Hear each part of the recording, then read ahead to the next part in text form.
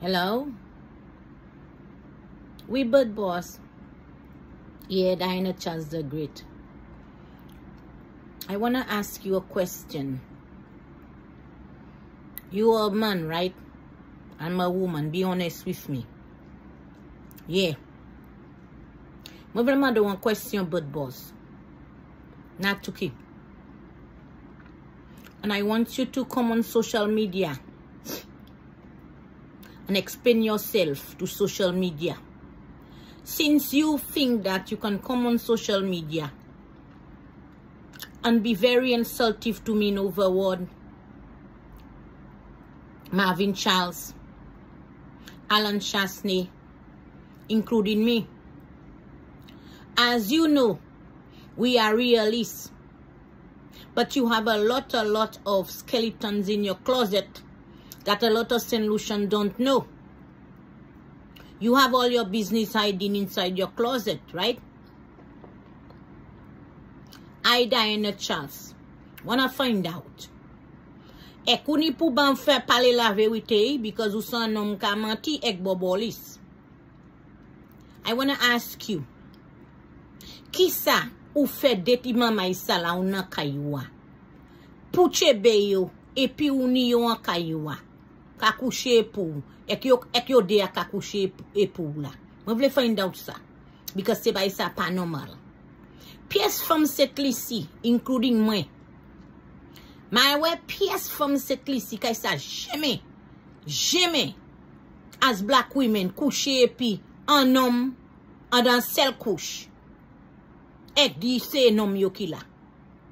Aida ou maye de mamay sala, ou mete yo dek. You have an evil spell that you put on these two girls. Because ma we pièce femme ki normal kay sa couche pi who or pièce nom an set lisi together in the same bed.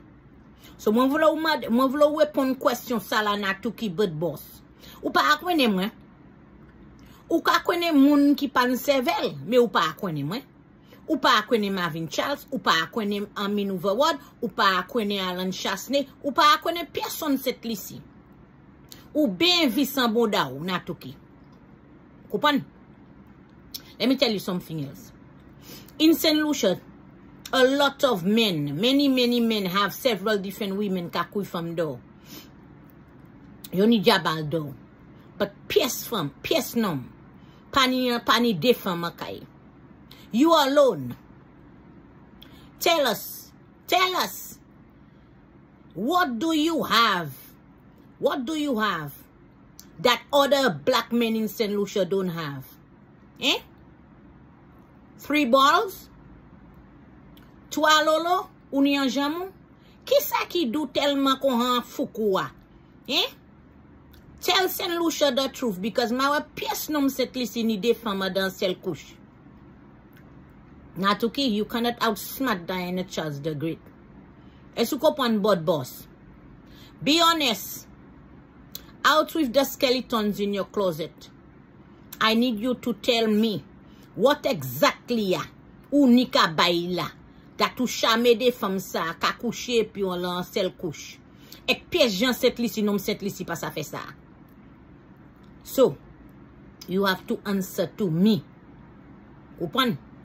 Bon, eswe bag la ou ni an dwe to ou san ki sa ou ye ma san Freemason, ma si se vie bagay ou ka fe to trap women. Bon, mwen ha mette skeleton zou doy. So la ou ni ka bay moun me priyan le social media. Ou tan? Me ko dwet because za fò plis sal. Esou kopwan? So, you want to talk about politics and you want to talk about Alan Chasney not supposed to be Prime Minister of St. Lucia and why why we having a white man to be Prime Minister of St. Lucia? Et on pa be Prime Minister of St. Lucia. Ou sa fanyen pas Alan Chasney? Ni Philippe Jepé, zo sa fanyen bay pays ya. Maji, gade kalte se maji sa ou ni se femme san le ya. E kou ka di kon sa se femme sa se madame we kou pa même maye ou pa kon même divorce. You even have a daughter. When was the last time you post your daughter on social media? Eh? When was the last time these two girls, Jeme we mama yo ak papa yo, out with your secret? Ek ou po kote sav sa toujou?